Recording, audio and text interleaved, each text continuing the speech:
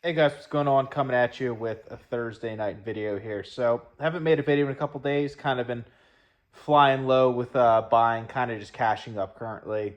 Nothing really crazy in my eyes has happened in the market to entice me to buy a little more. If you guys have watched my previous videos, I've bought like crazy the past couple weeks. Really happy with my core positions in my portfolio. Really, Jerome Powell spoke yesterday.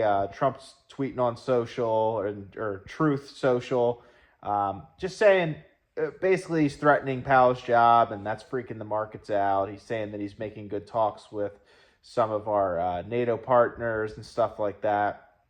I do think what's going to happen, in my opinion, he's going to roll something in with Easter, the holidays, or something. He's going to make some press conference sometime over the weekend or maybe sometime next week, revealing some of the deals he signed. Apparently, there's already like 17 or 18 basically done. He just needs to sign. And there's over 70 countries that we're talking to that are looking good.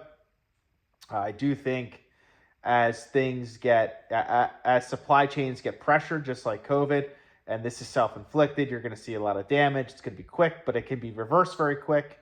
So I think what is happening, in my opinion, is basically Trump's going to hold off as long as possible until he sees something break. Yes, it's risky. Yes, it's very dangerous. Who knows the long term effects? But I do think that's what's going to happen. He's not going to make any adjustments until something does break or the Fed does an emergency cut, which I think is really what he wants. He wants the rates down so he can refinance the national debt that we have to do coming up, and he also wants low rates so small and medium businesses can grow. I really think that's the whole game plan. And then he wants a zero for zero tariff, trading import, basically with trading with America, so free trade. And then in return, he basically wants some guaranteed energy that's going to be bought elsewhere and guaranteed minerals and stuff like that all rolled into these deals. So who knows what happens in the long run? Obviously, it's a 90-day pause. So if I had to guess, obviously we're very in the early stages of that 90 days, but I do think everything will be worked out before that 90-day deadline. It might come up to the very end. There might be a lot of volatility till then. It probably will be. But I mean, unemployment numbers look good. Inflation's coming down. Oil is anchored to the floor. Rent is not getting raised crazy. So, I mean, layoffs seem to be under control right now. Unemployment's still historically very low.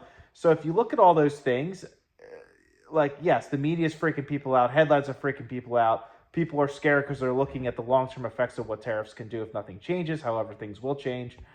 If you look at the actual hard data of everything currently, yes, you're looking at a lot of March data. The bank's earnings did great in Q1, but that's also lagging data, not with the tariffs. Netflix had a double beat. They look great. But then one can argue, okay, well, their business model doesn't really have tariffs to affect, which is true, but they do have some countries that could cancel Netflix and it could hurt their bottom line, but they're not lowering year guidance or anything like that. So there's a lot of things right now where I feel like people are freaking out they're overreacting. I mean, sentiment is so low. Fear greed index on like the CNN site is, single digits basically all week or 12, 13 as far as the dial, which is extreme fear.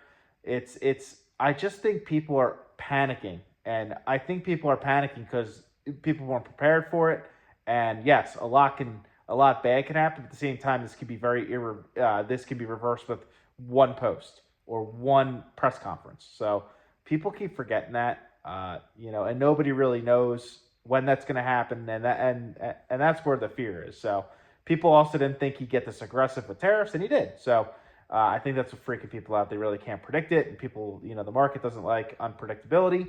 So what I'm doing is I'm kind of cashing up now. If we retest those April 9th or April 10th lows in the market, I will be buying my favorite stocks. But in the interim, if we don't retest those lows, me personally, because I'm basically fully, basically my positions, they're really all fully built and I like where they're at.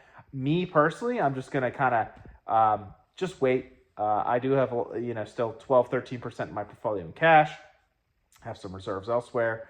But I'm kind of just going to be patient with it and see what happens, and then go from there. But yeah, if I do any buying or anything like that, I'll definitely make a video and let you guys know. I am trying to get to 1,000 subs by the end of the year, so If you like this video or just want to hear my thoughts, make sure you subscribe to my channel. It's much appreciated. Got a couple subs last week. And yeah, so that's kind of my input. Just kind of waiting back, cashing up, just kind of following market trends and just basically the news to see if there's any good buying ops. Obviously, the NVIDIA stuff with not shipping product to China and having new basically rules to ship there. Jensen flew over there apparently. He's talking to Xi over there. Probably just trying to hold off as long as possible to not ruin that relationship or figure out what the new guidelines are. I do think long term that's all going to work out. It's kind of just one of those, obviously Jensen wouldn't fly over there if he didn't care. But yeah, so there's just a lot of moving pieces. A lot of things change. You get misinformation all the time. So yeah, that's kind of my thoughts. And until tomorrow, peace.